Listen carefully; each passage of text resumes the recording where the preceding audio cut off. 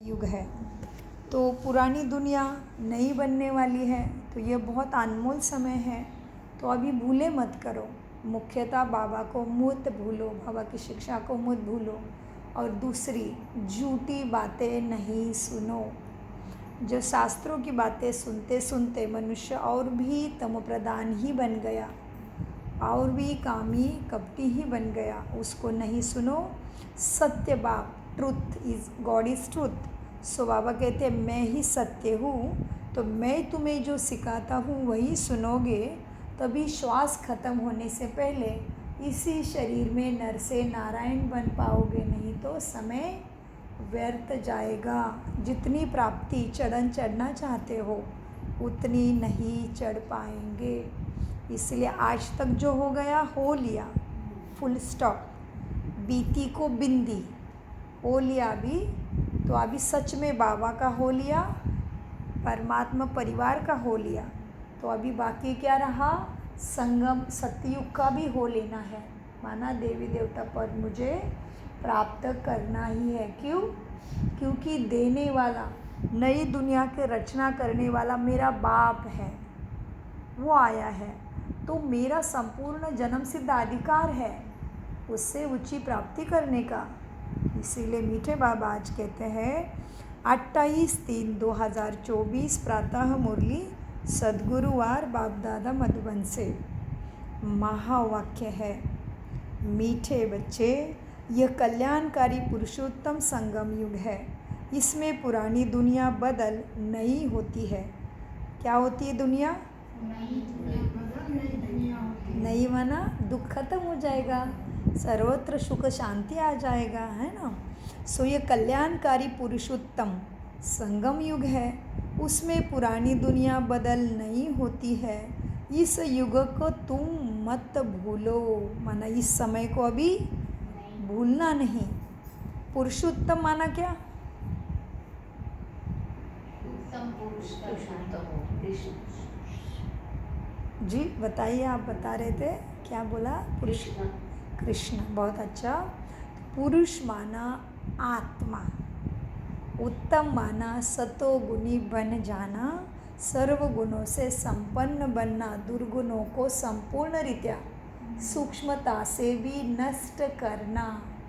माना मनसा वाचा कर्मणा, दृष्टि कृति वृत्ति में समर्ति में भी पवित्र शुद्ध बन जाना। माना पुरुष उत्तम, पुरुष शब्द आता है आत्मा के लिए, उत्तम बन जाना। सो हमने कृष्ण को पुरुषोत्तम माना है, समझा है। तो कृष्ण पुरुषोत्तम कैसे बने रीना बहन? कैसे बने? किसने बनाया?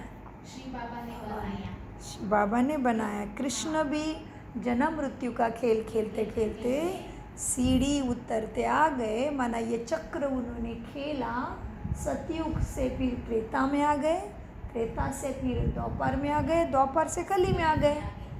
तो कहते हैं कली राक्षस, कली सांप के ऊपर विष्णु लेटा है शशशैया पे, और कहते हैं वो कृष्ण का रूप है। क्यों लेट गया शशशैया पे? क्योंकि इतने अंदर में विकारों की प्रवेशता हो गई। तो उसके ऊपर जीत उसने कैसे प्राप्त की? जब कल्याणकारी संगम युग आया, बाप से मिलन हुआ, बाप ने शक्ति दी। तो मुरली के अंत में वो भी चिंतन आएगा। सो क्या, कहाँ पे थे अभी सुजाता बहन? कहाँ पे थे लक्ष्मी आंटी, सुजाता बहन? महावाक्य में ही थे अभी। मीठे बच्चे, ये कल्याणकारी पुरुषोत्तम संगम युग है, इसमें पुरानी दुनिया बदल नई होती है। इस युग को तुम भूलो मत। प्रश्न क्या है आज? क्या चल रहा है मुरली का प्रश्न? तो दिन में चिंतन करते करते अपने आप को पूछना है, आज मेरे सद्गति मीठे बाबा ने मुझे महावाक्य में क्या कहा? अचानक से खुद ही खड़े रह के पूछना है खुद को ही, तो खुद को पता चलेगा मेरी स्मृति कितनी तेज है। दुनिया की सारी बातें, इतनी बड़ी बड़ी स्टोरियाँ तुरंत बुद्धि में लक्ष्य ध्यान रह जाएगी। मुरली का एक एक महावाक्य बिल्कुल याद नहीं रहता है। उससे समझ लेना है मेरी बुद्धि शुद्ध हो है क्या, अभी भी अशुद्ध है। शुद्ध शेरनी का दूध सोने के बर्तन में, बुद्धि स्वच्छ सुंदर पवित्र हो गई है तो ज़रूर महावाक्य याद रहेंगे। इसलिए बार बार परमात्मा की याद रहे, आत्मा की जल्दी जल्दी सदगति होए तो अपने आप को प्रश्न पूछो, बार बार रुक के। आज बाबा ने क्या प्रश्न पूछा, अंदर में पता चलेगा, कुछ भी याद नहीं। फिर से देखो, आपके पास फ़ोन में है, रिटर्न मुरली है, यूट्यूब में द्वारा रिकॉर्डिंग है, तो करो अभ्यास। अभ्यास करत करत भाइयों प्राप्ति होगी। ये अंधश्रद्धा नहीं है, यहाँ पे झूठा सत्संग बिल्कुल भी नहीं है। तो बाबा कहते हैं अंत में आज, झूठे सत्संग में भीड़ बहुत होगी, क्योंकि वहाँ पे रूल रेगुलेशन नहीं है, वहाँ पे धारणाएं नहीं हैं और प्राप्ति भी कुछ नहीं है। तो केवल कहते भगवान वाच और पुरुषोत्तम बन जाएंगे, जगत जीत बन जाएंगे। कैसे बनेंगे वो नहीं मालूम उनको। सो बाबा कहते प्रश्न में, मीठे बच्चे, बाप छोटे बड़े सभी बच्चों को आप समान बनाने के लिए एक प्यार की शिक्षा देते हैं। वह कौन सी है? उत्तर में, मीठे बच्चे अब भूले मत करो, यहाँ तुम आए हो नर से नारायण बनने, तो दैवी गुण धारण करो, किसी को भी दुख मत दो। भूले करते हैं तो दुख देते हो। बाप कभी बच्चों को दुख नहीं देते, वह तुम्हें डायरेक्शन ही देते हैं। बच्चे, क्या कहा बाबा ने? बच्चे माँ में कम याद करो, योगी बनो तो विकर्म विनाश हो जाएंगे, तुम बहुत मीठा बन जाएंगे। क्या चीनी निकलेगी क्या मुख से? कैसे मीठा बनेंगे? बाबा के डांटिए बन गया। श्रीमत पर चलो। किसी से बात किए तो उनको ऐसा लगा बहुत मीठा है, देवी आवाज़ में रूहानियत होगी, अपना मधुर वाणी होगी, निस्वार्थ भाव होगा। आत्मा, सबको आत्मा भाई समझ के, ये भी मेरे बाप का ही बच्चा है, ये भी मेरा आत्मा भाई है, ये भी परमात्मा की संतान है। अभी वैसे तो भाव रखना बहुत इजी है, लेकिन जब घर में चलते हैं, जब संबंधों में आते हैं, जब कार्य व्यवहार करना पड़ता है, तभी ये गुणों को जब आचरण में ला रहे हो तो तुम मीठे बन रहे हो। ऐसे तो बात करना दोस्तों के साथ बहुत आसान है, लेकिन जिनके साथ पूरी जीवन की कहानी बैठी है और उनके बीच में रह के अपने को सतोप्रधान दैवी गुण वाला बनाना है, तो आपके सामने सभी सतो नहीं है, सभी बाबा के बच्चे नहीं है घर में। सभी, बाबा ने पिछले मुरली में कहा, बच्चे तुम्हारे साथ जो आत्माएं हैं, कोई कोई बहुत ख़राब व्यवहार करेगा तो तुम समझो वो अभी भी तमो है, कोई रजो में है, तुम सतो प्रधान बन रहे हो, तो तुम्हारी जैसा अवस्था दूसरे की तो नहीं है, तो वो तुम्हारे साथ ऐसा व्यवहार करेंगे, लेकिन तुम्हें अपने आत्मा के गुणों में ही रहना है। ज़्यादा कुछ नहीं समझ में आता है तो शांति धारण करो, बस। मुंह नहीं लगे किसी को भी, मुंह लगाओगे तो बढ़ेगा, हिसाब किताब बढ़ेगा। अभी चुकतू करने का टाइम है, चुकतू करने का एक ही रास्ता है, अपने गुणों में स्थित हो जाओ, माफ़ करते चलो, बिंदी लगा के चलो, किसी बातों के विस्तार में मत जाओ, सारी बातें बाप को बताओ, देने वाला लेने वाला आ गया है, ज़रूर मार्ग दिखाएगा। सो मीठे बच्चों को बाबा कहते हैं, बच्चे क्या करो, माँ में कम याद करो, योगी बनो तो विकर्म विनाश हो जाएंगे और तुम बहुत मीठा बन जाएंगे। ओम शांति। जो बच्चे अपने को आत्मा समझ परमपिता परमात्मा के साथ योग लगाते हैं, उनको सच्चा योगी कहा जाता है। कितना बड़ा महावाक्य है बताओ। क्या कहा बाबा ने पहले ही लाइन में मुरली के? कौन है सच्चा योगी? परमपिता परमात्मा से योग लगाता है। लेकिन कैसे? खुद को आत्मा समझ। वैसे तो सभी याद कर रहे हैं, उनकी याद से कुछ हुआ नहीं है, कितनी स्तुति कर रहे हैं उसकी, भक्ति तो क्या अथाह चल रही, लेकिन जो बच्चे अपने को आत्मा समझ परमपिता परमात्मा के साथ योग लगाते हैं उनको ही सच्चा योगी कहा जाता है। तो दिन में प्रश्न पूछना है खुद को कि मैं कितना सच्चा योगी बना हूँ। अभी आगे कहते बाबा, क्योंकि बाप ट्रुथ है ना, सच्चा है ना, तो तुम्हारा बुद्धि योग सत्य के साथ है। वह जो कुछ सुनाते हैं सत्य ही है। योगी और भोगी दो प्रकार के लोग होते हैं। कितने प्रकार के लोग? दो प्रकार के, योगी और भोगी। योगी और भोगी। योगी और भोगी दो प्रकार के लोग हैं। भोगी भी अनेक प्रकार के होते हैं, योगी भी अनेक प्रकार के होते हैं। सबके अलग अलग है ना तरीके भगवान को याद करने का। हाँ, कोई कहता है शरीर के अलग अलग मुद्राएं करो, अलग अलग प्राणायाम करो, क्या क्या करो। कोई कहता है ऐसे बैठो, कोई कहता है माला जपो, कोई कहता है व्रत करो। तो अनेक अनेक योगी के प्रकार भी है। तो बाबा कहते देखो, योगी और भोगी दो प्रकार के लोग हैं। भोगी भी अनेक प्रकार के होते हैं, योगी भी अनेक प्रकार के होते हैं, लेकिन तुम्हारा योग तो एक ही प्रकार का है। उनों का संन्यास अलग अलग है, तुम्हारा संन्यास ही अलग है।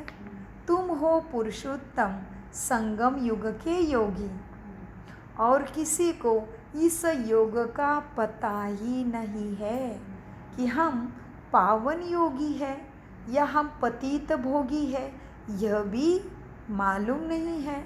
यह तुम बच्चे तो जानते हो।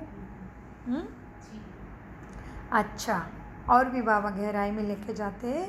तुम हो पुरुषोत्तम संगम युग के योगी, और किसी को इस योग का पता ही नहीं हम पावन योगी है या पतित भोगी है, यह भी बच्चे जानते नहीं हैं।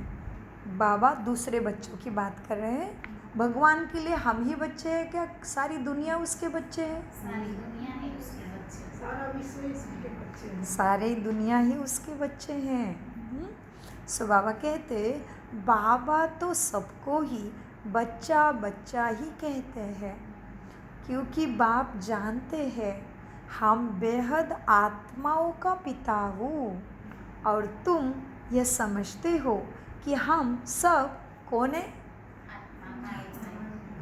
आत्मा भाई भाई है। तुम समझते हो वह हमारा बाप है। तुम बाप के साथ बुद्धि का योग लगाने से पवित्र बनते हो। वह है सभी भोगी, तुम हो सभी योगी। कनेक्शन हो रहा है, तुम योगी हो। बाप अपना परिचय तुमको ही देते हैं, यह भी तुम ही जानते हो। कैसे जानते हो? मन बुद्धि के द्वारा जानते हो ना। अनुभव है बाप के प्यार का, करो अनुभव। उठो अमृत वेला में, दिन भर उसको बात करके देखो, वंडर खाओगे। एक्सपेरिमेंट तो करो, फिर अनुभव देखो कैसा भगवान आया है। सो मीठे बच्चे कहते बाबा तुम बाप के साथ योग लगाने से पवित्र बनते हो, यह तुम जानते हो। यह पुरुषोत्तम संगम युग है, यह तुम्हारे बिगर कोई जानते भी नहीं। इस युग का नाम क्या है? पुरुषोत्तम संगम युग। पुरुषोत्तम कल्याणकारी संगम युग। इसके लिए पुरुषोत्तम अक्षर को कभी नहीं भूलना है। यह पुरुषोत्तम बनने का युग है। पुरुषोत्तम कहा जाता है, अंडरलाइन। क्या कह रहे बाबा? पुरुषोत्तम कहा जाता है। सबका मन इधर है क्या? क्या है अंदर में? एक बार जाके चेक करो, पूछो। आत्मा भ्रुकुटी सिंहासन पर बैठ जाओ, अपने को पूछो पूरा मन यहाँ है तो ही जमा होगा भाग्य के खाते में, नहीं तो अपने को ही फंसा रहे हो। अभी तक मन का राजा नहीं बने हो तो पाप कटना, परमात्मा से योग लगना बहुत दूर है मंजिल। फिर एक ही क्लास में बैठने वाले सारे आगे चले जाएंगे, तुम बाहर भटकते रहो, तुम्हारे हाथ में है सारा। सो बाबा कहते हैं बच्चे पुरुषोत्तम कहा जाता है ऊंचे और पवित्र मनुष्य को। ऊंचा और पवित्र यह लक्ष्मी नारायण थे। तुमको अब टाइम का भी पता चला है? पता चला कि नहीं चला? तो खुद चलने लगे हो कि नहीं लगे हो नर से नारायण के रास्ते पे? कैसे हो? चल रहे हो, रुक रहे हो, भाग रहे हो, क्या उड़ रहे हो? उड़ना है, अभी तो उड़ना है। चलने का प्रयास है। बहुत अच्छा, सच्चाई की जीत है। चलने का प्रयास करोगे, भगवान उड़ने के पंख देंगे, उमंग उल्लास आएगा, याद रहने लगेगा भगवान। चलना तो शुरू करो। एक कदम तुम्हारा, 1000 कदम उसके। मीठे बच्चों, ऊंच और पवित्र ये लक्ष्मी नारायण थे। तुमको अब टाइम का भी पता पड़ा है। 5000 वर्ष के बाद ये पुरानी दुनिया होती है, फिर इनको नया बनाने के लिए बाप ही आते हैं। अब हम हैं संगम युगी ब्राह्मण कुल के। कौन से कुल के हो बच्चे? संगमयुगी ब्राह्मण। ब्राह्मण कैसे हो गए? मीठे बच्चे जान लिया, अभी ब्राह्मण बन गए हो आप। मन बुद्धि ने धर्म धारण किया है। शरीर का धर्म जो भी होने दो, शरीर का धर्म जो भी होने दो, इसी में केवल भारत के आत्माएं नहीं आई है। कितने देश की आत्माएं आई है बाबा के पास? 101, हाँ जी, 147 देश की आत्माएं। सारे हिंदू है क्या? नहीं। शरीर के धर्म की बात नहीं हो रही है, आत्मा का स्वधर्म स्थापन हो रहा है। जी, ब्रह्मा बाबा ने स्वीकार किया। मुखमंडल से ज्ञान मिला है, स्वयं का और उसका परिचय मिला है। ब्रह्मा मुख से सृष्टि की स्थापना कहते हैं। तो ब्रह्मा मुख से ज्ञान मिला, हम ब्रह्मा कुमार कुमारियाँ बन गए। सो प्रजापिता ब्रह्मा प्रजा में थे, अभी राजयोगी बन गए। राजा के साथ योग है। संपूर्ण जन्मों जन्मों की सुख शांति चाहिए, तो मन बन गया है ब्रह्मा जैसा। सो ब्राह्मण, सो मन से ब्राह्मण। शरीर का कोई धर्म नहीं बदलना है, अपनी जाति परंपरा रूढ़ी घर में जाके बदलना नहीं, बाहर निकाल देंगे। चुप रहना है, अपना अंदर का खेल है सारा। क्योंकि अंदर ये आप यहाँ से आपने आप जाने वाले हैं, यहाँ के यहाँ रहने वाले हैं, और सारा अंदर ही चलता है। तो ये भी अंदर ही चलेगा। जिसको टच होना है वो आपके व्यवहार के द्वारा, दृष्टि के द्वारा, आपके संकल्प के द्वारा, आपके कर्मों के परिवर्तन के द्वारा पता चलेगा। इनको कुछ मिल गया है, मैं देखता हूँ ये कहाँ जाती है, आचरण से पता चलेगा, चेहरे से, चलन से पता चलेगा। बोलेंगे आप कहाँ जाते हो, मुझे भी आना है। हो गए तुम्हारी सेवा, बन गए तुम्हारे वारिस। तो आचरण से जानो, आचरण से सेवा होगी। सो सुजाता बहन के साथ भी प्रथम ऐसे हुआ। हम ज्ञान में आ गए और बहुत स्थिरता आ गई बुद्धि में। जो बुद्धि बहुत हलचल में रहती थी शरीर दर्द के कारण, तो पता चल गया। बच्चे ने भी वंडर खाया, भाई मामा कितनी शांत रहने लगी है। पहले तो बहुत दुखी रहती थी, दुखता है करती थी दिल में। तो पतिदेव को भी लगा कुछ तो कमाल हो रही है, कहाँ जाती है। तो बताया मैंने राजयोग किया है, तो उन्होंने भी तुरंत सबने कर लिया। तो ऐसे आचरण में लाना है, बोलना कुछ भी नहीं। हाँ, इतना बोल सकते हो। आज मीठे शिव बाबा ने ऐसे कहा, थोड़ा थोड़ा मसाला, हाँ भगवान वाच हुआ है ऐसे, इतना है। सो मीठे बाबा कहते हैं ये पुरुषोत्तम बनने का युग है। पुरुषोत्तम कहा जाता है ऊंचे और पवित्र मनुष्य को। ये ऊंचे और पवित्र है लक्ष्मी नारायण। तुमको अब टाइम का भी पता पड़ा। हाँ, हम हैं संगम युगी ब्राह्मण कुल के। ऊंचे ते ऊंचे है ब्रह्मा, परंतु ब्रह्मा को शरीरधारी ही दिखाते हैं। शिव बाबा तो अशरीरी है, उसका तो कोई शरीर नहीं है। बच्चे समझ गए हैं, अशरीरी और शरीरधारी का मिलन होता है, उनको तुम कहते हो बाबा। यह कितना वंडरफुल पार्ट है ना बाबा का। इनका गायन भी है ना, मंदिर भी बनाते शिव पिता का। कोई किसी रीति, कोई किसी रीति बाबा के रथ को श्रृंगारते रहते हैं। कोई नंदी के रूप में श्रृंगारते हैं, कोई 5 घोड़ा गाड़ी पे कृष्ण को बिठाते। कैसे कैसे अलग अलग तरीके से परमात्मा के रथ को श्रृंगारते हैं। और इधर तो बहुत ही सुंदर श्रृंगार थे, डायरेक्ट जगह जगह पे ब्रह्मा की मूर्ति लगा दी, एक भी बहुत के सुंदर, नीचे एक मंदिर बहुत सुंदर ब्रह्मा की मूर्ति जगह जगह पे। भारत में ऐसे नहीं है, एक ही पुष्कर में है ब्रह्मा का मंदिर। सो मीठे बाबा कहते हैं शिव बाबा तो अशरीरी है, अशरीर और शरीरधार का मिलन होता है, उनको तुम बाबा कहते हो। ये वंडरफुल पार्ट है ना शिव बाबा का। इनका गायन भी है, मंदिर भी बनाते हैं, कोई किस रीति कोई किस रीति शिव बाबा के रथ को श्रृंगारते हैं, यह भी बाबा ने बताया है। बहुत जन्मों के अंत के जन्म में भी, बहुत जन्म के अंत के जन्म के भी अंत में मैं इसमें प्रवेश करता हूँ। कितना क्लियर समझाते हैं। पहले पहले भगवान वाच कहना पड़े, फिर मैं बहुत जन्मों के अंत में सभी राज बच्चों को समझाता हूँ और कोई समझ बना सके। तुम बच्चे भी कभी कभी सारी बातें भूल जाते हो, फिर से ध्येयाभिमान में आ जाते हो। हाँ, पुरुषोत्तम अक्षर लिखने से समझेंगे कि यह पुरुषोत्तम युग ही कल्याणकारी युग है। अगर युग याद है तो समझेंगे अब हम नई दुनिया के लिए बदल रहे हैं। हम तमो प्रधान से सत्व प्रधान बन रहे हैं। नई दुनिया में होती है, कौन होता है नई दुनिया में? देवताएं। बाप समझाते हैं मीठे बच्चे, संगम युग को तुम्हें कभी नहीं भूलना है। क्या नहीं भूलना है?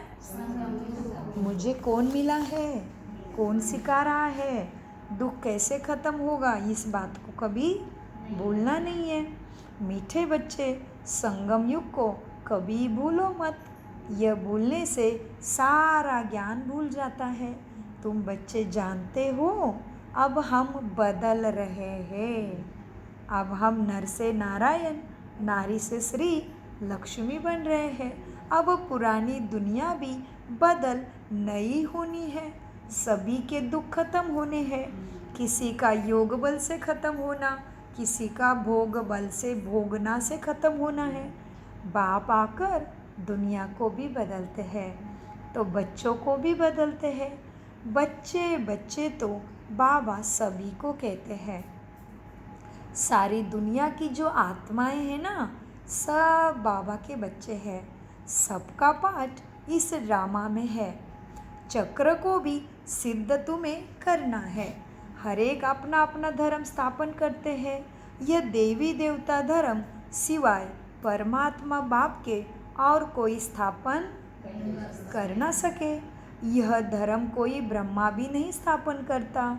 नई दुनिया में है, कौन है नई दुनिया में? बहुत अच्छा, देवी देवताएं हैं। पुरानी दुनिया में सभी मनुष्य ही मनुष्य है, सभी मन के वश में है। ऊपर से क्या हो गया है? मन के वश माना काम क्रोध लोभ अहंकार के वशीभूत है। हाँ, पुरानी दुनिया में सब मनुष्य ही मनुष्य है। नई दुनिया में देवी देवताएं होते हैं। देवताएं पवित्र है ना। वहाँ रावण राज्य ही नहीं। कहाँ? आने वाली नई दुनिया में रावण राज्य ही नहीं है। हाँ, बाप तुम बच्चों को रावण पर विजय प्राप्त कराते हैं। रावण पर विजय प्राप्त होती है तो राम राज्य शुरू हो जाता है। राम राज्य नई दुनिया को और रावण राज्य पुरानी दुनिया को कहा जाता है। राम राज्य कैसे स्थापन होता? शिव बाबा आकर आके ज्ञान देते हैं, ब्रह्मा के द्वारा ब्रह्मा के द्वारा तन में आके ज्ञान देते हैं हमको, फिर हमको पता है। ज्ञान के द्वारा हमारे संस्कार बदलते हैं। हम पुरुषार्थ करते हैं, हम पढ़ाई करते हैं, हम अपने ऊपर अभ्यास करते हैं, हम अंतर्मुखी होते हैं, हम एक एक समझ को प्राप्त करते हैं, अपने पुराने जन्मों के पापों का भी नाश करते हैं। एक तरफ शक्ति प्राप्त करते हैं, एक तरफ बाबा से गुण प्राप्त करते हैं। कटिंग और जमा एक साथ ही चल रहा है। हम बच्चों के लिए, सबका नहीं। जो भगवान जिनको प्राप्त नहीं वो उसका नहीं हो रहा है, वो तो और भी गिरती कला में, दुर्गति में है। सदगति में हम हैं। सत्य बाप के साथ मन बुद्धि लग रही है, इसलिए सो मीठे बाबा क्या कह रहे थे, बच्चे नई दुनिया में देवी देवता होते हैं, बाप तुम बच्चों को रावण पर विजय प्राप्त कराते हैं। सो रावण पर विजय प्राप्त होते ही राम राज्य शुरू हो जाता है। राम राज्य नई दुनिया को और रावण राज्य इस पुरानी दुनिया को कहा जाता है। राम राज्य कैसे स्थापन होता यह भी तुम बच्चों के सिवाय कोई जानते ही नहीं। रचेता बाप बैठ तुम बच्चों को रचना का राज समझाते हैं। स्वास्तिका सो का अस्तित्व कैसे, कहाँ, कब, क्या क्या था तुम बच्चे ही जानते हो। तो रचेता बाप बैठा है क्या बीच में? जी जी बैठा है ना? कौन पढ़ा रहा है? शिव बाबा स्वयं पढ़ा रहा है। बाबा मेरे ब्रह्मा के रथ में बैठा है। निमित्त आत्मा दिखाई ना दे, भ्रुकुटी सिंहासन पर ब्रह्मा माँ, रथ बाबा का चमकता हुआ दिखाई दे। तभी महावाक्य बहुत याद रहेगा, हर श्वासों में कमाई होगी। भक्ति में अजपा जाप का बहुत महत्व है। अजपा अभी अंदर से जप लो, समझ लो, ये बात को जत्न करो। परमात्मा मुझे सिखा रहा है, ये साधारण बात नहीं है। इसलिए मन को पकड़ पकड़ के इधर लाओ, बिल्कुल कानों के द्वारा, कानों के ऊपर बिल्कुल आत्मा का कमांड होनी चाहिए। दृष्टि एकाग्र, केवल मेरा बाबा सामने बैठा है। किसी निमित्त आत्मा के द्वारा वाणी बोल रहा है, लेकिन ब्रह्मा माँ और परमपिता ही दिखाई दे। मन में बाबा के महावाक्य ही यह सुनाई दे। आत्मा कर्म इंद्रियों का कानों के ऊपर, दृष्टि के ऊपर, मन बुद्धि के ऊपर पूरी काबू हो। बहुत जिम्मेवारी अंदर याद आ रही। आत्मा इशारा दे, मन को बता दे, है मन बाद में सोचते हैं, बाद में करते हैं, अभी मेरा सहयोग दे। मन मंत्री को मना लो, पकड़ पकड़ के यहाँ लाओ, उसके ऊपर स्वामित्व प्राप्त करो, उसके ऊपर प्रभुत्व प्राप्त करो, स्वराज्य अधिकारी बनो। अपने कर्मेंद्रियों को एकाग्र करना सीखो, तो बाबा के याद में बैठोगे, आंखें भी हिलना बंद हो जाएगी।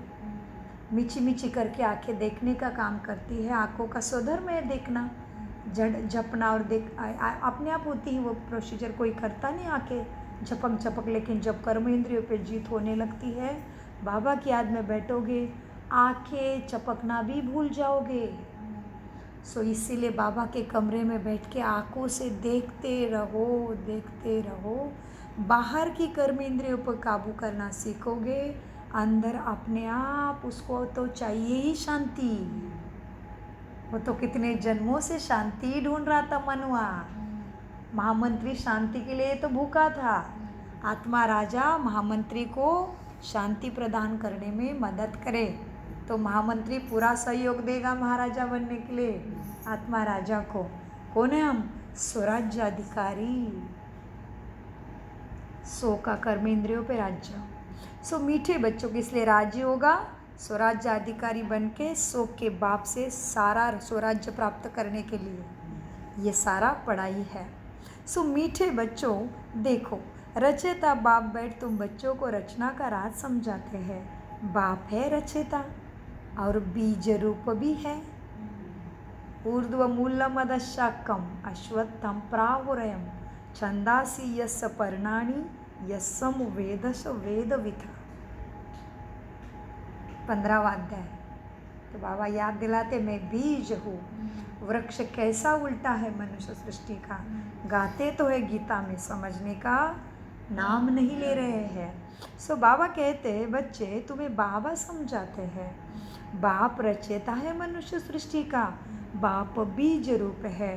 बीज को कहा जाता है वृक्षपति। तो वृक्षपति की दशा या वृक्षपति की दशा शास्त्रों में और कुंडली में श्रेष्ठ मानी जाती है। दूसरी दशा चढ़ती है मंगल की, इसकी उसकी अच्छी नहीं मानी जाती है ना। तो वृक्षपति की दशा माना बाबा की याद। हाँ, बीज को कहा जाता है वृक्षपति। अब वह जड़ बीज होता है इधर दुनिया में, उनको तो ऐसे नहीं समझेंगे वृक्षपति। तुम जानते हो बीज से ही ये सारा झाड़ निकलता है। सारे विश्व का कितना मनुष्य सृष्टि का बड़ा झाड़ है, वह तो जड़ झाड़ है, लेकिन ये मनुष्य सृष्टि का चैतन्य झाड़ है। बाबा बीज रूप सतचित्त आनंद स्वरूप है। कैसा है बाबा? सतचित्त आनंद स्वरूप है जी। मनुष्य सृष्टि का बीज रूप बाप है। उनसे कितना बड़ा ये मनुष्य सृष्टि का झाड़ निकलता है। मॉडल तो छोटा बनाते हैं, मनुष्य सृष्टि का झाड़ सबसे बड़ा है। ऊंचे ते ऊंचे बाप नॉलेजफुल है ना, उन झाड़ की नॉलेज बहुतों को होती है।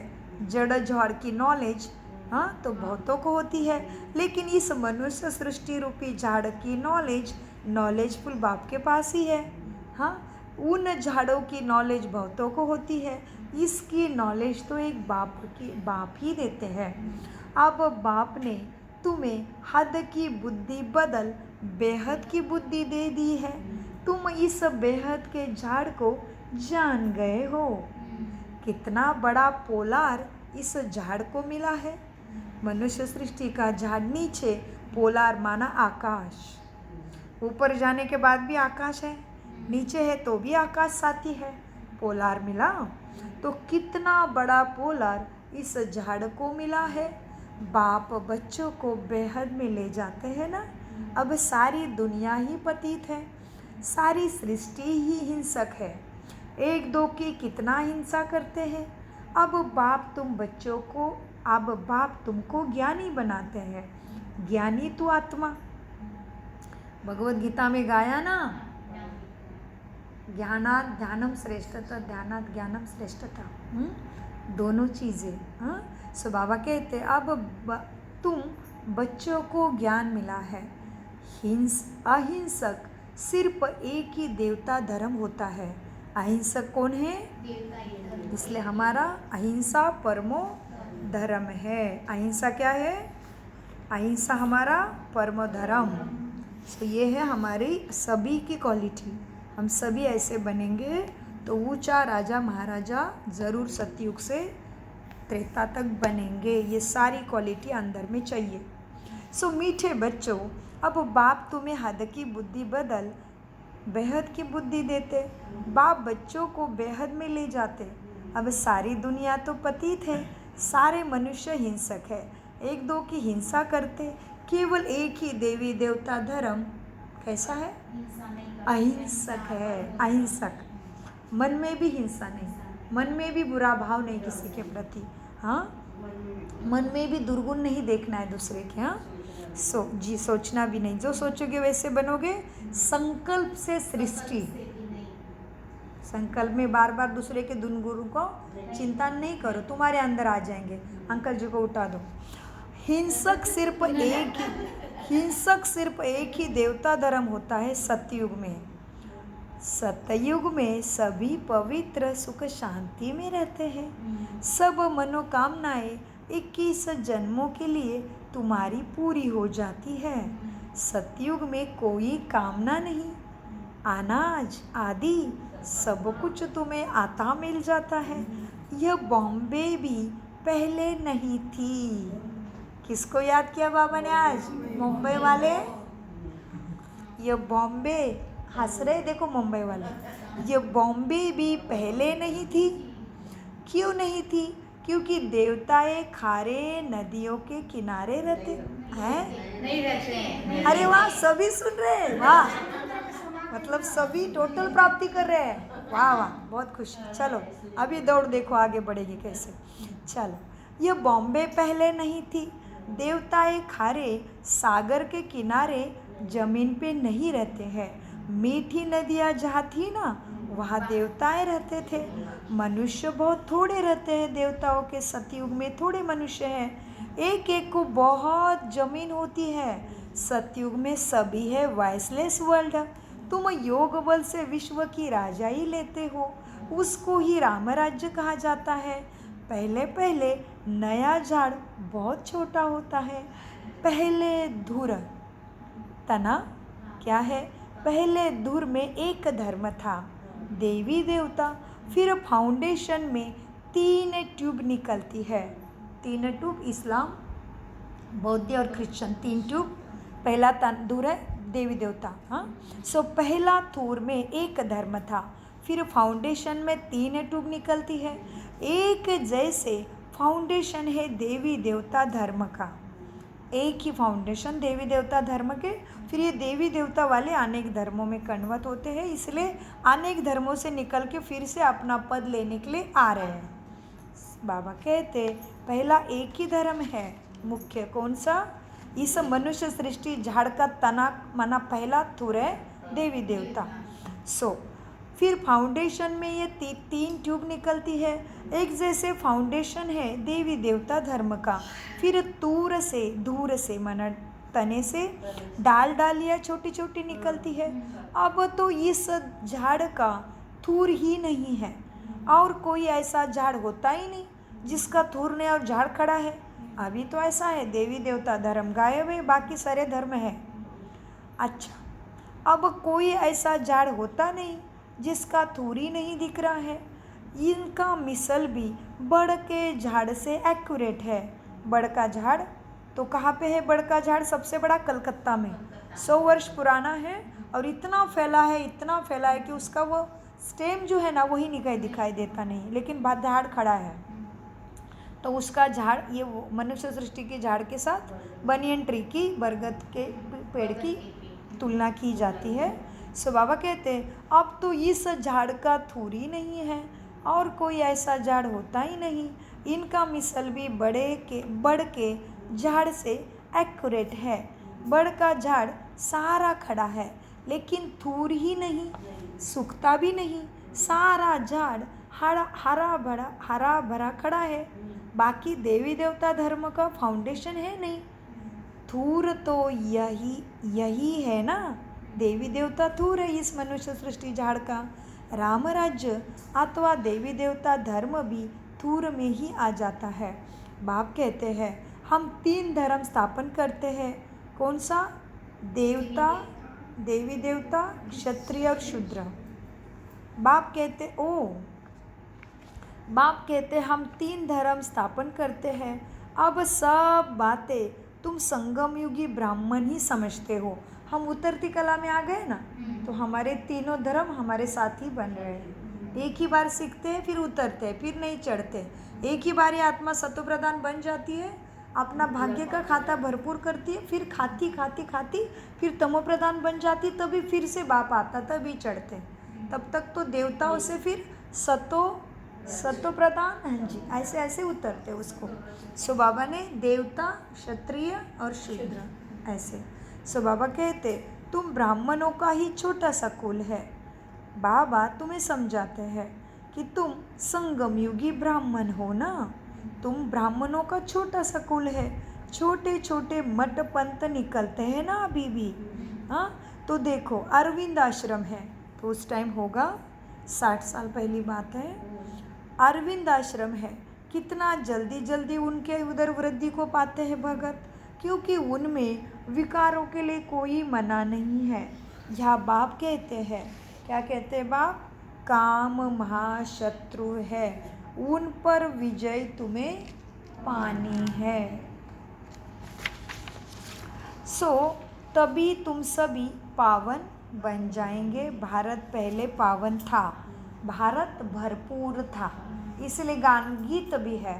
तो अभी भारत भरपूर नहीं है, इसलिए अपने को हिंदुस्तानी कह देते हैं, लेकिन हिंदू कोई धर्म नहीं है, ये हिंदुस्तानी ही भारत वाले हैं।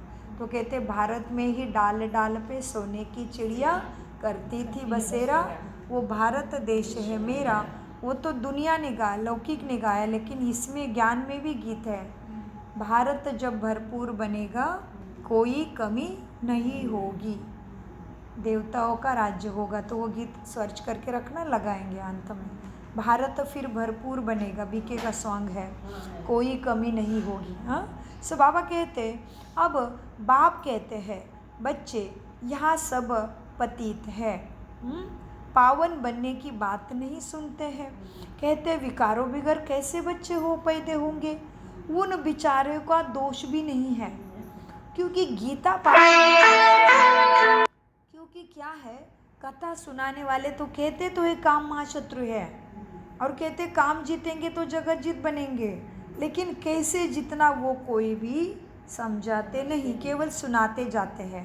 इसलिए बेचारे को पवित्र बनना बोलने से डर जाते हैं, कहते ये दुनिया कैसे चलेगी। जैसे दुनिया का ठेका लेके रखा है हमने, जैसे हम ये दुनिया चला रहे हैं, ऐसे चिंता कर रहा है मनुष्य। हम चला रहे कि दुनिया? खुद ठीक से चल के देखो पहले घर में, तो भी बहुत है। मीठे बच्चों को बाबा कहते हैं पावन बनने की बात नहीं सुनते, कहते हैं बिगर विकार बच्चे कैसे पैदा होंगे, उन बिचारों का भी कोई दोष नहीं। गीता पाठी कहते रहते हैं ना, भगवान वाच काम महाशत्रु है, सुनाते भी है सबको।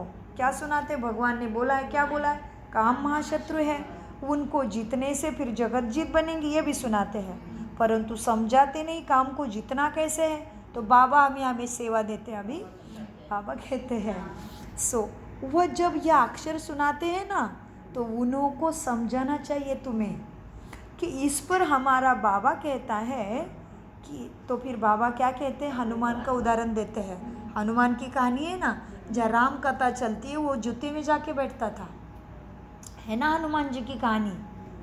माता है, हनुमान की कहानी है। हनुमान के लिए कहते हैं कि जहाँ राम का जब सुनाई देगा, उधर हनुमान जूते में भी जाके बैठ के वो राम कथा अटेंड करता था। तो बाबा अभी हमें कहते तुम भी हनुमान बन जाओ, जहाँ भी कथा चल रही है वहाँ जाओ, चुपके से बैठो, और जहाँ के वहाँ के पंडित महाराज जो भी है कहेंगे काम महाशत्रु है, काम को जीतो जगत जीत बनेंगे, तो उनको धीरे से पूछो, बताओ काम को जीतने से जगत जीत कैसे बनेंगे। तो फिर वो तो फिर थोड़ा सा हड़बड़े में, तभी बोलो हमारा बाबा कहता है काम जीतने से ही जगत जीत बनेंगे, तो धीरे से उनको समझाओ। तो सबको समझाने की युक्ति बाबा बताते हैं। तो बाबा ने आज हनुमान बनने के लिए बोला है। हाँ, सब बाबा कहते हैं बेटे बच्चे क्या है, अब कहते तो है वो सभी को, भगवान वाच काम महाशत्रु है, उनको जीतने से जगत जीत बनते हैं, परंतु समझाते नहीं है कैसे। वह जब ये अक्षर सुनाते हैं ना कथा में, तो उन्हों को तुम्हें समझाना चाहिए। इस पर हमारे बाबा कहते हैं, जैसे देखो बच्चे, हनुमान दरवाजे पर जूतियों में बैठता था ना, बाबा भी कहते तुम भी कथाओं में जाके किनारे में बैठकर सुनो, फिर जब ये अक्षर कहते हैं तो उनको पूछो, महाराज जी इसका रहस्य क्या है। जगत जीते तो यह देवताएं थे, देवता बनने के लिए तो इन विकारों को छोड़ना पड़े। यह भी तुम कह सकते हो, तुम ही जानते हो कि अब राम राज्य की स्थापना हो रही है। महावीर तुम सभी बच्चे हो, तो इसमें कोई डरने की बात नहीं है, परंतु बहुत प्यार से पूछना चाहिए। स्वामी जी आपने तो बताया काम महाशत्रु है, भगवान वाच भी है, काम जीते जगत जीत बनते हैं। तो स्वामी जी आपने बताया, लेकिन इन विकारों पर विजय पाने का कैसे पाए।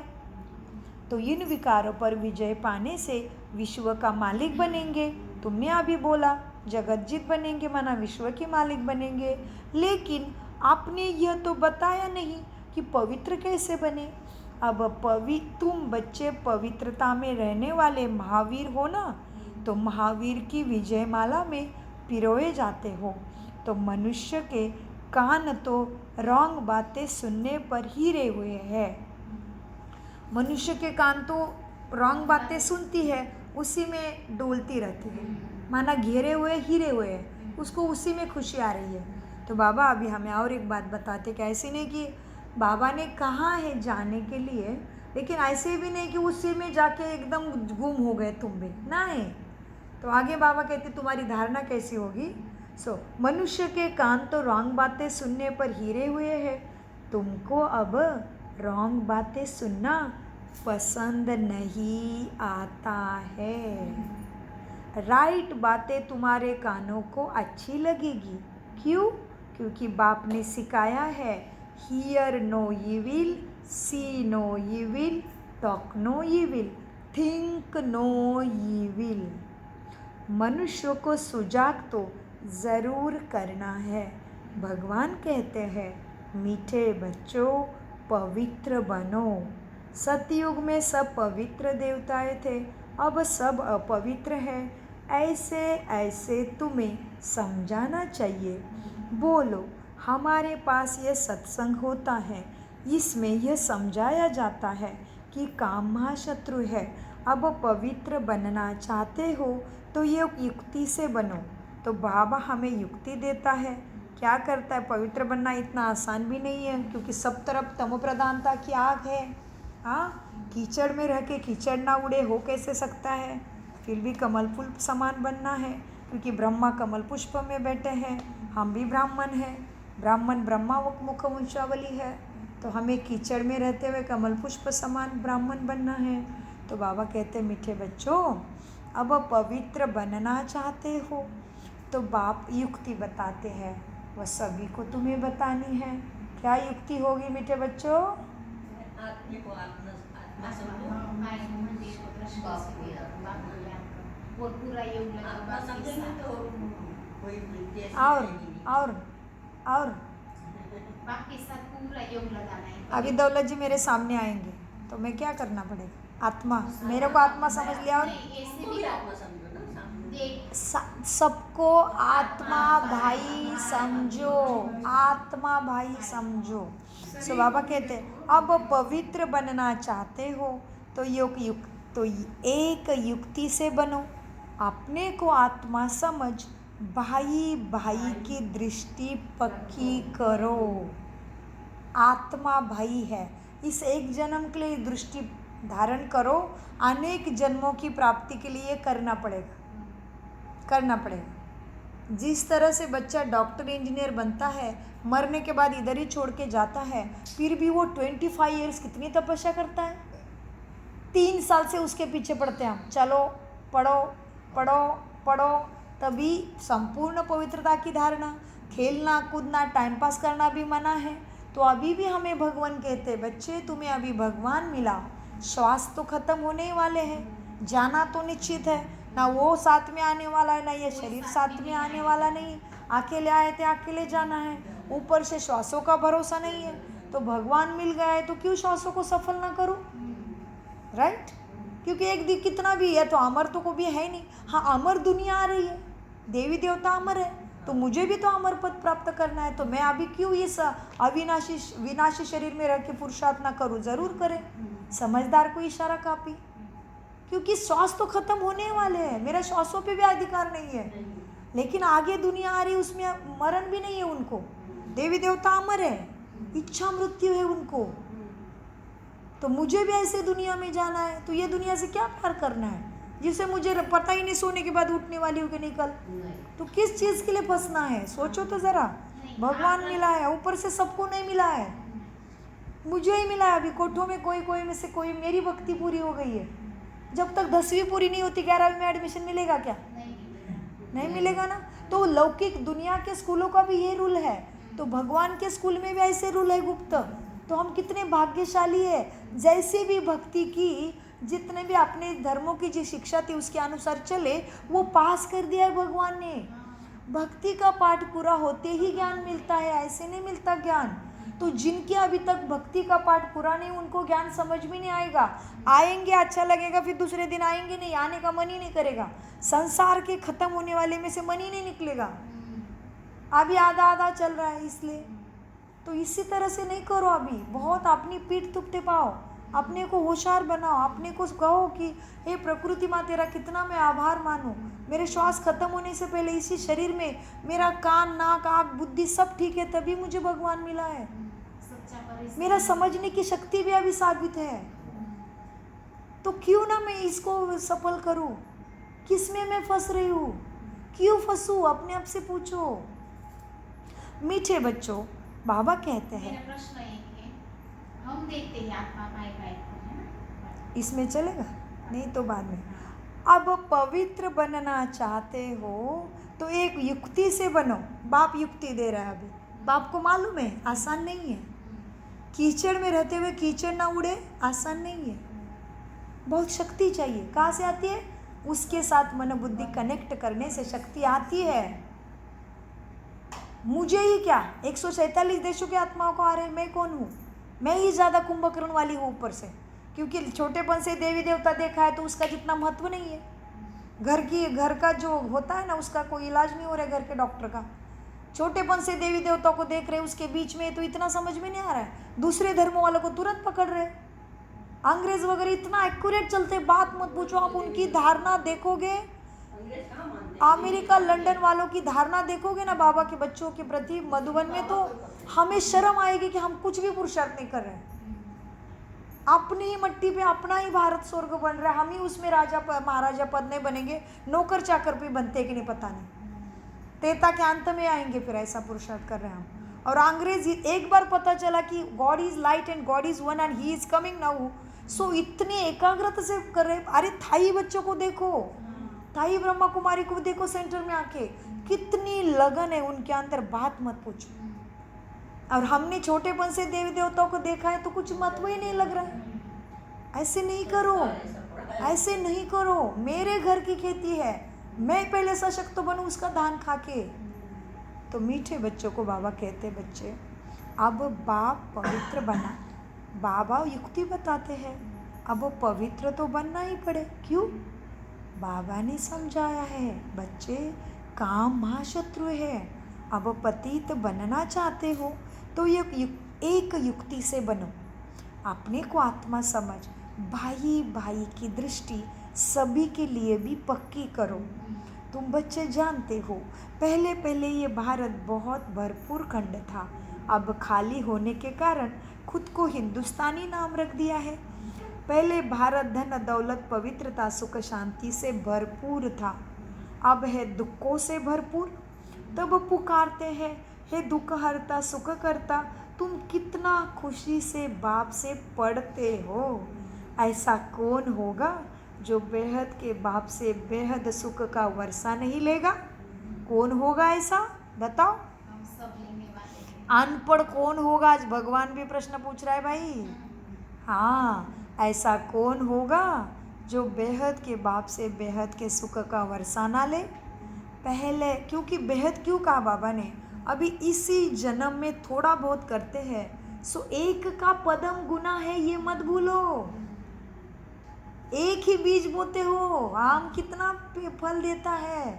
तो अभी हम एक गुना चलेंगे, दृढ़ता की शक्ति धारण करेंगे, बाप की श्रीमत को थोड़ा बहुत कितना सांस बच जाए उतना करेंगे, जन्मों जन्मों की सुख शांति मेरे साथ साथ मेरे कुल को मिलने वाली है। क्योंकि अकेले कभी आएगी ही नहीं। माता पिता चाहिए, सगे संबंधी चाहिए, रिश्ते नाते चाहिए। अकेला मनुष्य इस धरा पे कभी नहीं आता है, नहीं तो राजाई कैसे चली? फिर राजाई तो देवी देवता धर्म से है। तो मैं अकेली का नहीं कल्याण कर रही हूँ, मेरे साथ साथ मेरे पूरे घर का कुल का कल्याण हो रहा है। बट मुझे आगे बढ़ना पड़ेगा। एक ज्योति से अनेक ज्योति जगती है ना घर में, एक ही दिया जगाते हो फिर अनेक दिए जगते हैं। तो मेरे साथ साथ सबका कल्याण, और मेरा एक जन्म का नहीं है, अनेक जन्मों की सुख शांति अभी आधारित हो रही है। क्योंकि देने वाला सागर है इसीलिए, और देता भी एक बार है। अभी नहीं तो फिर किसी भी युग में उसकी एंट्री नहीं है, उसका रोल ही नहीं है। सो मीठे बच्चों, तब पुकारते हैं मुझे, हे दुख हरता सुख करता, तुम कितना खुशी से बाप से पढ़ते हो। अभी ऐसा कौन होगा जो बेहद के बाप से बेहद का सुख का वर्षा ना ले? पहले पहले अल्प समझना है। अल्प माना आत्मा नहीं, सॉरी, अल्प माना बाप, बे माना आत्मा। अल्फ, अल्फ माना आत्मा, बे माना बादशाही, आत्मा और परमात्मा। अल्प और बे माना मैं, और अल्प माना बाबा, बे माना मैं, दूसरा, एक बाबा दूसरा मैं, ऐसे। सो ये उर्दू शब्द है, इसलिए मेरा कन्फ्यूजन हुआ है मुरली रिकॉर्डिंग में भी। पहले पहले अल्प समझना है। अल्प माना बाप को समझेंगे तभी पता चलेगा मेरा कौन है, तब पता चलेगा शरीर का एक बाप है और मेरा परमात्मा हमेशा वाला बाप भी है। हाँ, सो पहले पहले अल्प समझना है। अल्प को न जाना तो कुछ भी रहस्य बुद्धि में आएगा ही नहीं।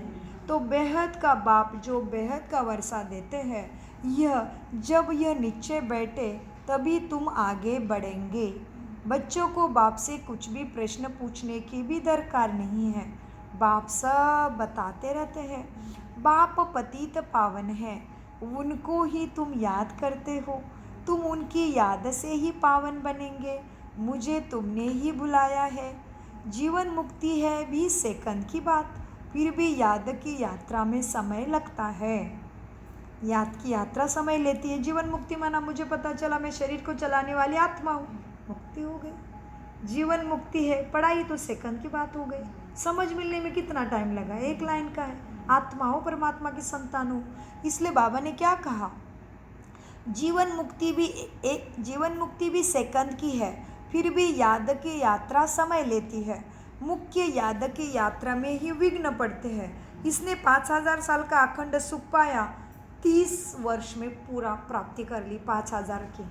ब्रह्मा 5000 साल में एक ही बार आता है धरा पे, ब्रह्मा बाबा, और 30 ही साल का पुरुषार्थ मिला उसको। 30 साल के बाद शरीर छूट गया, तो 30 साल में बाबा ने पूरा 5000 की बादशाही प्राप्त कर ली। सो बाबा कहते हैं, बच्चे क्या है, मुझे बुलाया तुमने, तो मुख्य यात्रा में टाइम लगता है। तो इसको सब मिलने वाला था, इसने ऑलरेडी राजाई देखी थी, कृष्ण देखा था, नारायण पद भी देखा था, फिर भी इसने पुरुषार्थ छोड़ा क्या, किसी भी मेहनत से डरा क्या, बाबा की बातों को नहीं चला, ऐसे हुआ क्या, एक्यूरेट पुरुषार्थ में चला, सब छोड़ दिया, बाबा की बातों पे चला। बाबा ने भूखा भी रखा, इसके ऊपर जितनी परीक्षा आई हुई किसी को भी नहीं आई। बाप को जो फेस करना पड़ा है बच्चों को नहीं करना पड़ता, बाप ने कितना आसान करके रखा। ब्रह्मा ने सारी परीक्षाएं दे दी, तो इतना ऊंचा ब्रह्मा, उसको भी 30 साल ही मिले पुरुषार्थ के लिए। हमारे पास तो कितने मालूम भी नहीं, तो सोचना है। अब एक बाबा मुख्य यात्रा, याद की यात्रा में समय लगता है, मुख्य याद की यात्रा में ही विघ्न भी पड़ते हैं। आधा कल्प ध्येयाभिमानी रहे ना, तो इसीलिए वो ध्येयाभिमान खींचता रहता है। फिर अब एक जन्म ही आत्माभिमानी माना देही अभिमानी बनने की मेहनत करनी है। इनके लिए ब्रह्मा बाबा के लिए भी बहुत सहज है। तुम बुलाते भी हो इनको बाप दादा, यह तुम्हारा बड़ा भाई भी है, यह भी समझते हैं। अभी ब्रह्मा की भी बातें बाबा बता रहे, ब्रह्मा खुद भी बता रहे, यह भी समझते हैं बाप की सवारी हमारे सिर पर है। बहुत उनकी महिमा करता हूँ, बहुत प्यार करता हूँ। बाबा कौन बोल रहा है, ब्रह्मा बाबा बता रहा है, बाबा आप कितने मीठे हो, हमको कल्प कल्प कितना सिखलाते हो, फिर आधा कल्प आपको याद भी नहीं करेंगे हम, आप तो बहुत याद करता हूँ। कल हमारे में कुछ भी ज्ञान नहीं था, जिसकी मैं पूजा करता था, हमको यह थोड़ी मालूम था कि मैं ही नारायण बनने वाला हूँ, मैं ही ये मचने वाला कृष्ण हूँ, हमें मालूम नहीं था। अब तो हमें वंडर लगता है, योगी बनने से फिर ये देवी देवता बन जाएंगे, कितनी वंडरफुल बातें हैं। ओहो बाबा आप कितने मीठे हो। कौन बता रहा है, ब्रह्मा बात कर रहा है। मेरे भी सब तुम बच्चे हो, प्रजापिता ब्रह्मा कुमार कुमारी, ब्रह्मा माँ कह रही तुम भी मेरे सब बच्चे हो। ये बाबा बहुत प्यार से हम बच्चों को संभालते हैं। सो ब्रह्मा बाबा भी बहुत प्यार से बच्चों को संभालते हैं, इनकी पालना करते हैं।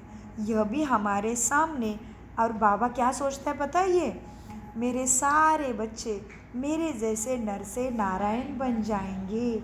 यहाँ तुम आए ही हो, इसीलिए कितना समझाता हूँ, बच्चे बाप को दिल से बहुत याद करो, दैवी गुण अंदर में धारण करो, खान पान की भी संभाल करो, नहीं तो गोया गाया ही जाता है, दुख बहुत है। हाँ, सो बाप कभी भी दुख नहीं देता, इस दुनिया तो दुख की दुनिया है, तो वह को डायरेक्शन देता है। बाप किसी को दुख नहीं देता। माँ में कम याद करो तो तुम्हारे विकर्म विनाश हो जाएंगे, बहुत मीठा तुम बन जाएंगे। ऐसा मीठा बनना है, दैवी गुण अपने में धारण करने हैं, पवित्र बनो। यहाँ अपवित्र, बाबा कहते इस सभा में अपवित्र के आने का हुक्म नहीं है, कभी कभी आने देते हैं। तो ब्रह्मा बाबा के सामने कोई आया है वीआईपी, इसलिए बाबा कह रहे कभी कभी आने देते हैं। वह भी अभी, जब बहुत वृद्धि को बच्चे पाएंगे तभी कह देंगे यह है tower of purity, tower of silence. ऊंचे ते ऊंचे है ना, तो अपने का आत्मा समझ, बाप की याद में रहना, यह है हाईएस्ट पावर। हाईएस्ट पावर क्या कहा क्या है? अपने को आत्मा समझ, बाप को याद करना, यह हाईएस्ट पावर है। वहाँ बहुत साइलेंस रहती है परम धाम में। आधा कल्प कोई झगड़ा आदि नहीं होता। यहाँ देखो कितना झगड़ा होता है, शांति ना हो सके। शांति का धाम तो मूल वतन। फिर शरीर धारण कर विश्व में पाठ बजाने आते हैं तो वहाँ भी शांति ही रहती है। सतयुग में आत्मा का स्वधर्म ही शांति है। अशांति कौन करता है? रावण। तुम शांति की शिक्षा पाते रहते हो, कोई गुस्से में भी होता है तो सबको अशांति कर देता है ना। इस योग बल से तुम्हारे से सारा किचड़ा निकल जाता है। इस योग बल से तुम्हारे अंदर से सारा किचड़ा निकल जाता है। पढ़ाई से किचड़ा नहीं निकलता, योग बल से निकलना है। याद से सब किचड़ा भस्म हो जाता है, कट ही निकल जाती है। बाप कहते हैं कल तुमको शिक्षा दी थी, क्या तुम भूल गए? 5000 वर्ष की बात है, वह लाखों वर्ष कह देते दुनिया, लेकिन 5000 वर्ष की बात है। तुम सतो प्रधान बने थे, अब तुमको झूठ और सच का फर्क पता पड़ा है। तुमको बाप ही आकर बताते हैं झूठ क्या है बच्चे, सच क्या है, ज्ञान क्या है, भक्ति क्या है, भ्रष्टाचार और श्रेष्ठाचार किसको कहा जाता है। यही बाप आके बताते हैं। भ्रष्टाचारी विकारों से पैदा होते हैं, वह विकार होते नहीं। तुम खुद ही कहते हो देवताएं संपूर्ण निर्विकारी है, तुम खुद भी गाते थे रावण राज्य वहाँ है ही नहीं। ये तो सहज समझने की बातें हैं। फिर क्या करना चाहिए? एक तो बाप को याद करना चाहिए, दूसरा पवित्र ज़रूर बनना चाहिए। अच्छा, मीठे मीठे सिखी लदे बच्चों प्रति माता पिता बाप दादा का याद प्यारा और गुड मॉर्निंग। रूहानी बाप की रूहानी बच्चों को नमस्ते। हम रूहानी बच्चों की